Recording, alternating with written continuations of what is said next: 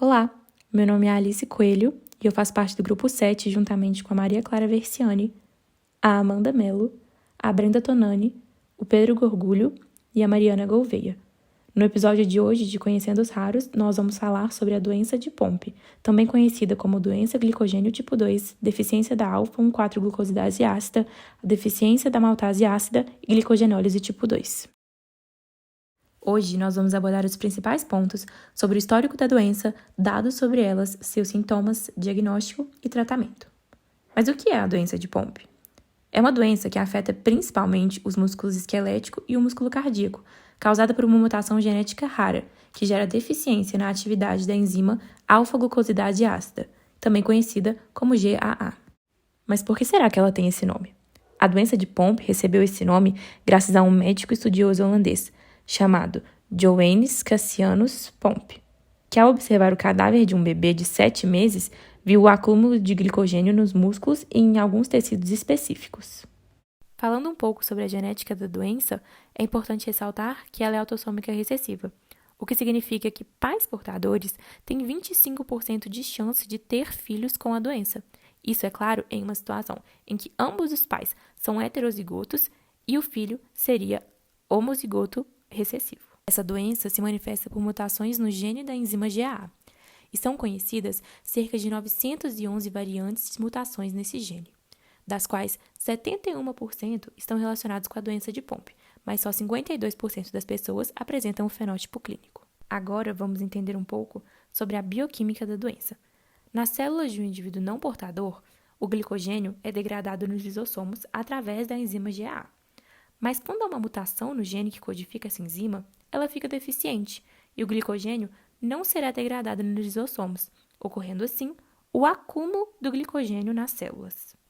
Sobre os sintomas, é importante ressaltar que ela pode ser apresentada de 3 maneiras diferentes: a infantil, a não clássica e a tardia. Na forma infantil ou clássica, o indivíduo possui atividade enzimática menor que 1% da normal, e ela se manifesta nos primeiros anos de vida. Nela, o paciente apresenta dificuldades respiratórias, insuficiência cardíaca, cardiomegalia, déficit na função contrátil, fraqueza muscular, problemas na alimentação e ela pode ocasionar a morte. A infantil não clássica é menos comum e menos grave em relação à forma clássica da doença, isso porque ela tem uma progressão mais lenta. Já a tardia é diagnosticada em adultos e jovens e possui a atividade enzimática entre 1 e 40%, sendo menos grave.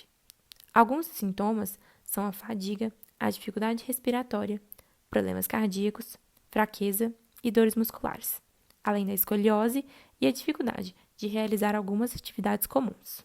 Passando para a incidência da doença, temos dados de que no mundo ela é de 1 para cada 40 mil nascidos vivos, sendo a infantil de 1 para 138 mil e a tardia de 1 para 57 mil. No Brasil, estima-se que a doença afeta 2.500 pessoas, mas apenas 10% são diagnosticadas e apenas 100 estão em tratamento. Ao se tratar do diagnóstico da doença de Pompe, ele é muito difícil, porque se fala de uma doença muito rara e de baixa incidência, que pode ser confundida com muitas outras doenças.